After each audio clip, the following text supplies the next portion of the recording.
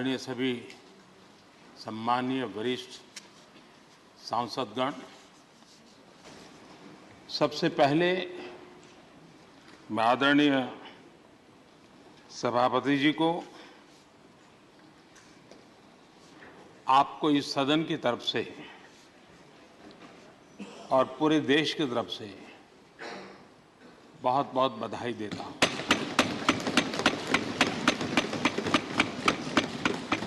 आपने एक सामान्य परिवार से आकर के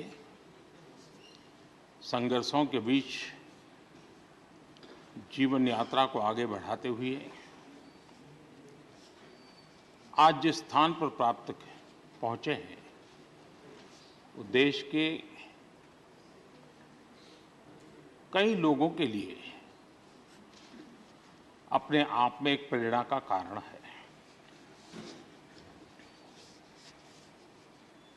इस उच्च सदन में इस गरिमामय आसन को आप सुशोभित कर रहे हैं और मैं कहूंगा कि किठाना के लाल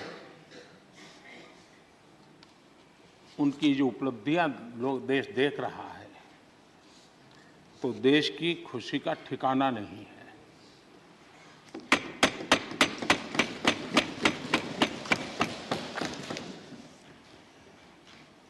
आदरणीय सभापति जी, ये सुखद अवसर है कि आज आर्म फोर्सेस फ्लैग डे भी है।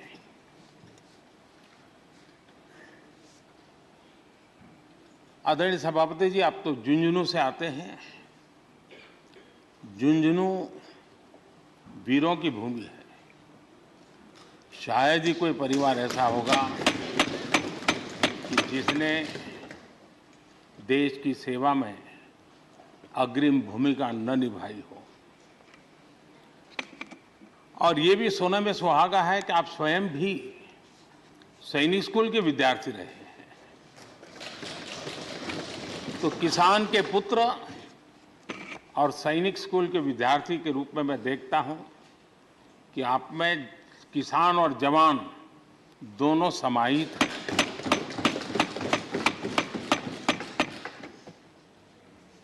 मैं आपकी अध्यक्षता में इस सदन से सभी देशवासियों को आर्म फोर्सेस फ्लैग डे की भी शुभकामनाएं देता हूं।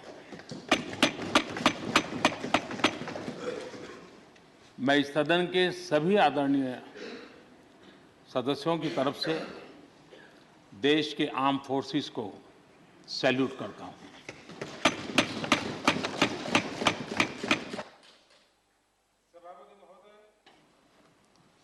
आज संसद का ये उच्च सदन एक ऐसे समय में आपका स्वागत कर रहा है जब देश दो महत्वपूर्ण अवसरों का साक्षी बना है।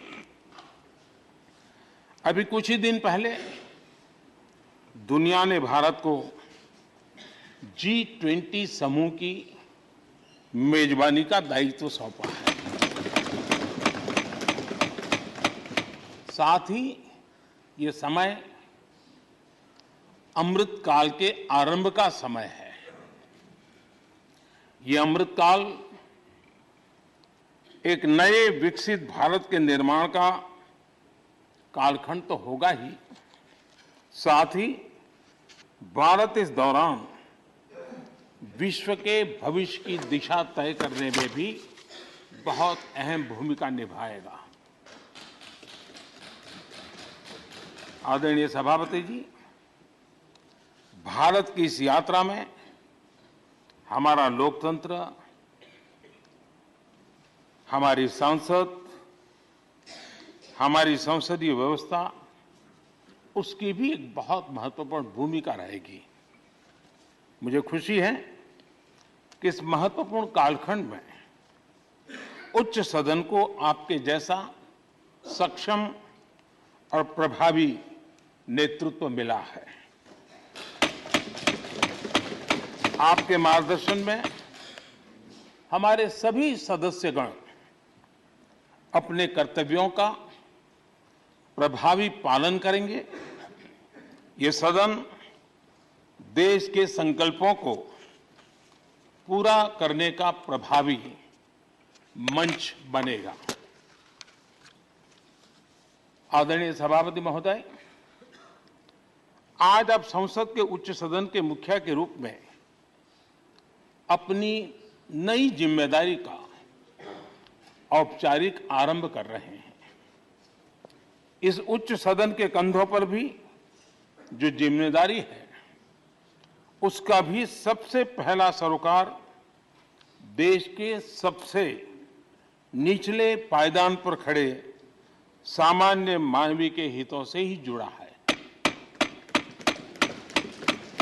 इस कालखंड में देश अपने इस दायित्व को समझ रहा है और उसका पूरा जिम्मेदारी से पालन कर रहा है। आज पहली बार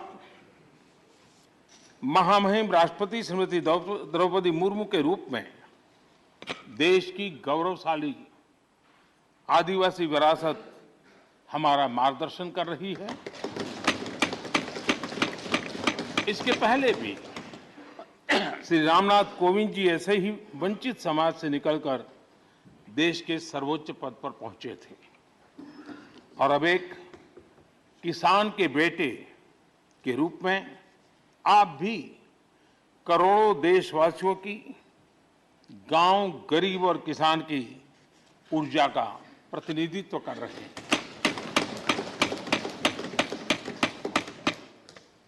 आदरणीय सभापति जी, आपका जीवन इस बात का प्रमाण है कि सिद्धि सिर्फ साधनों से ही नहीं, साधना से मिलती है। आपने वो समय भी देखा है जब आप कई किलोमीटर पैदल चलकर स्कूल जाते थे। गांव, गरीब, किसान के लिए आपने जो किया वो सामाजिक जीवन में रहे हर व्यक्ति के लिए एक उदाहरण है। आदरणीय सभापति जी, आपके पास सीनियर एडवोकेट के रूप में 3 दशक से ज्यादा का अनुभव है। मैं विश्वास से कह सकता हूं कि इस सदन में आप कोर्ट की कमी महसूस नहीं करेंगे।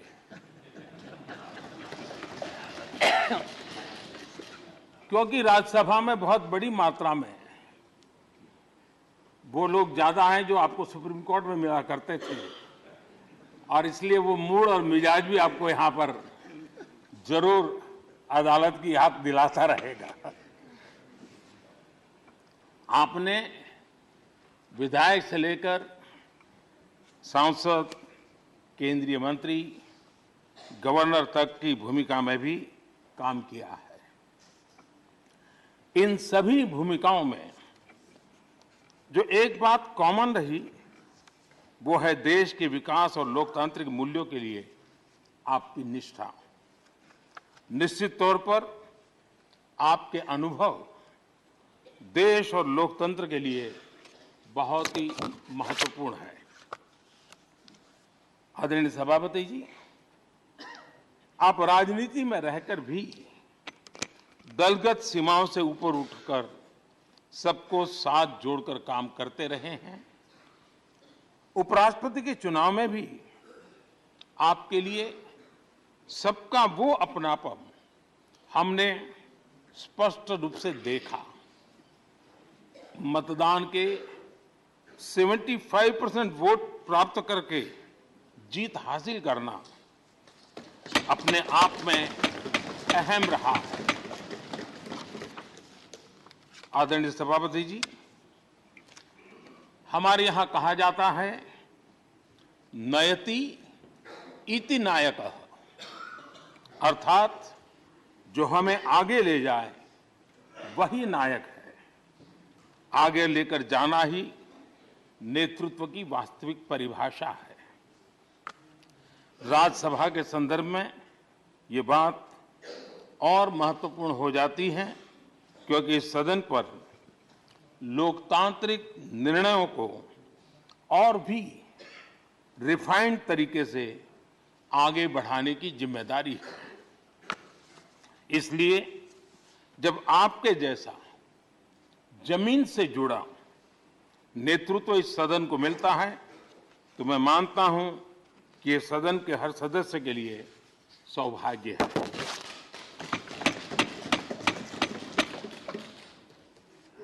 आदरणीय सभापति जी, राज्यसभा देश की महान लोकतांत्रिक विरासत की एक संवाहक भी रही है और उसकी शक्ति भी रही है।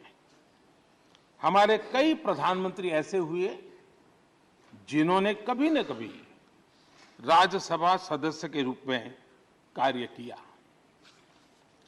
अनेक उत्कृष्ट नेताओं की संसदीय यात्रा राज्यसभा से शुरू हुई थी।